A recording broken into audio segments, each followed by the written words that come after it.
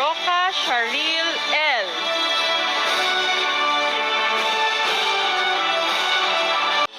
Sharil L. Roca, a recipient of Proficiency in English Award, Clarence Bakers Award, Silver Medal, and Journalism Award, Bronze Medal. To our school director, Father Christopher B. Ligason, of the Claretian Missionaries. To our junior high school principal, Mrs. Daisy B. Natividad.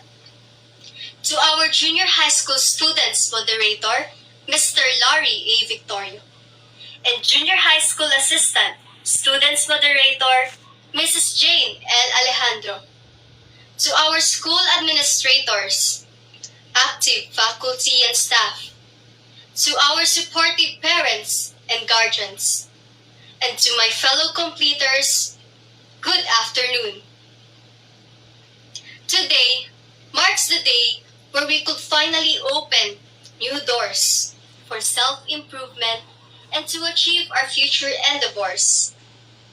The 4 years of junior high school has prepared us to become stronger as we discover various avenues that further develop our skills and abilities. The situation that we are experiencing now is not a hindrance for acquiring new knowledge and learnings. During this time, I discovered something about myself, that I can go out of my comfort zone and experience doing things that I never tried before. Despite of the challenges that we encountered, I am proud to say that we, the Blue Jays, the batch 2020-2021, was able to surpass it.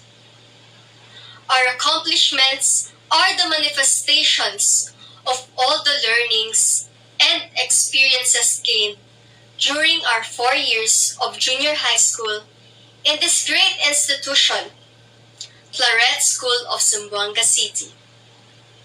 Ladies and gentlemen, before anything else will be said, be done, and be over, allow me to tell you a story. Years ago, a young blue eagle was about to fledge, or in simple term, it is about to take its first flight. Excited and enthusiastic to explore the world around her, this young blue eagle bravely went out of her nest. Suddenly, something down on the ground caught her attention. Finally, something for my hungry belly, the blue eagle said. As she secretly preyed on her soon-to-be dinner, she slowly has realized how determined, gallant, and fierce a red rooster is, but at the same time, humble and patient. The blue eagle was in awe of the red rooster that she said to herself, "Even blessed with these mighty blue wings, I would love to be like a red rooster." Indeed, ladies and gentlemen, here before you, right at this moment, was that young blue eagle who has been born with great wings, but still choose to become greater by becoming a Claretian. 4 years ago, as I left my nest and stepped inside the four corners of Claret School of Zamboanga City, I never have imagined that I am now to speak to you as one of the best red rooster ever. I will never ever regret in choosing Claret School of Zamboanga City as my school of choice. Because as the quote, if you are from Claret, you must be with substance. I want to be that woman with substance, full of knowledge, but even greater with virtues.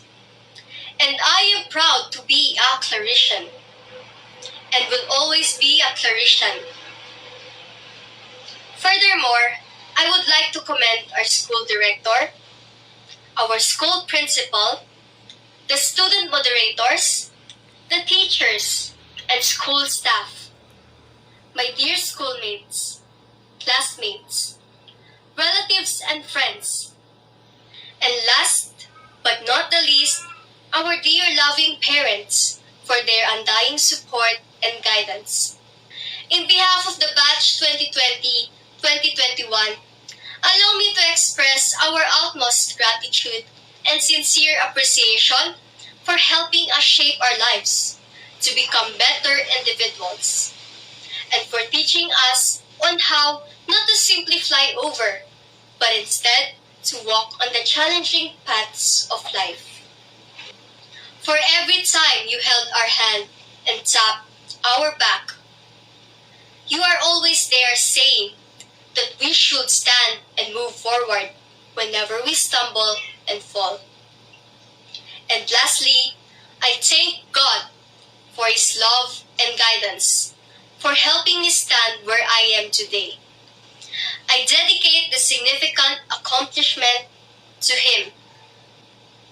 Before I conclude, I would like to leave a quote from Conrad Hilton. Successful men and women keep moving. They make mistakes, but they don't quit.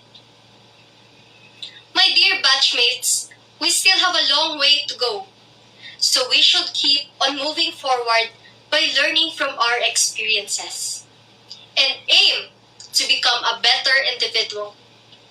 I hope our path in grade 11 and in grade 12 will still lead us in saying this line, Scientia maxime cum virtute. Knowledge is best with virtue. Once again, congratulations, Batch 2020-2021. Thank you, and God bless us all.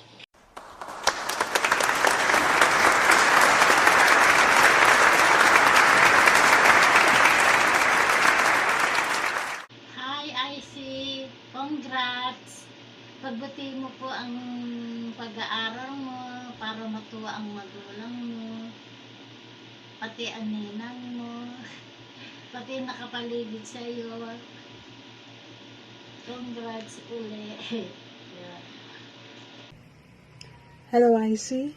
I want you to know that on this achievement, I wish you a hearty congratulations. May your life always shower you with such great success and happiness. Well done, Cheryl. Again, congratulations and good luck on your next journey. See you around. Hi, Cha! Congratulations na dito yung achievement. And proud bet kami contigo. Just keep it up. Hi, Cha! Este si Labirintosa, el dito yung prima, bien bonita. Congratulations, bien proud that kami contigo. Stay simple and humble as always. Kabar, mansina lang kita si. Hello, Ice. Congratulations. Bien proud that kami contigo. Para dito. Hello, Ice. Congratulations. Bien proud that kami contigo. To you. Hi, IC. Congratulations and keep up the good work and stay healthy and keep safe. Hi, Cha! Hi, IC! So, congrats! Good job! Yung burger namin, inaantay pa din namin. So, good luck, doktora. Doktora na talaga. Mag-med school ka na daw. Yeah. So, continue mo lang yung achievements mo. Support kami lagi. Ingat. God bless.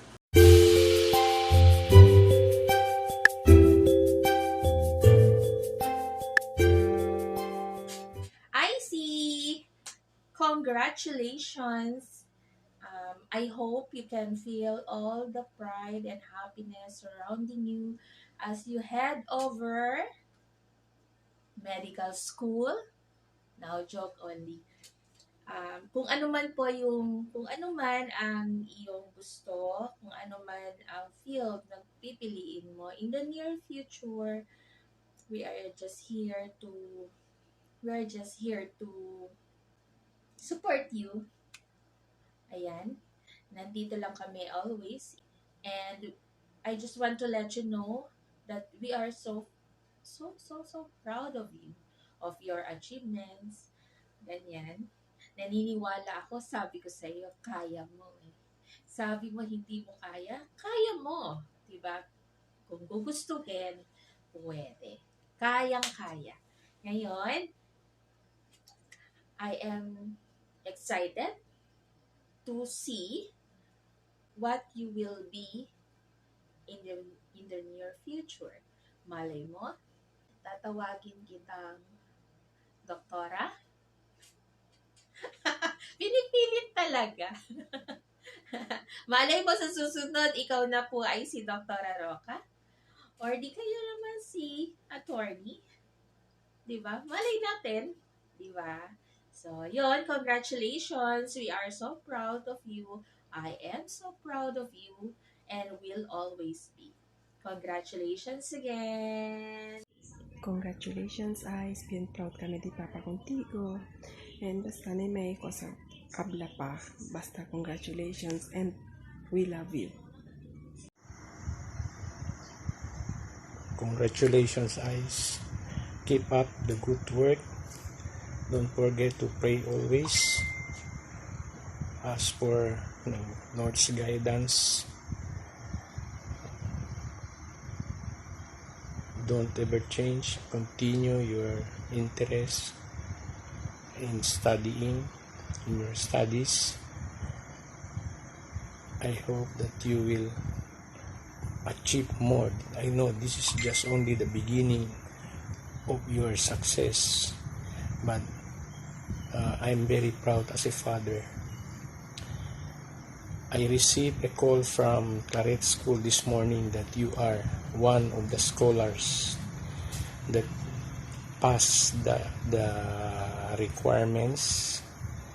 They evaluated, and you are one of the 10 who will receive the senior high scholar in Claret School. So I hope you will continue your study habit, although it is pandemic.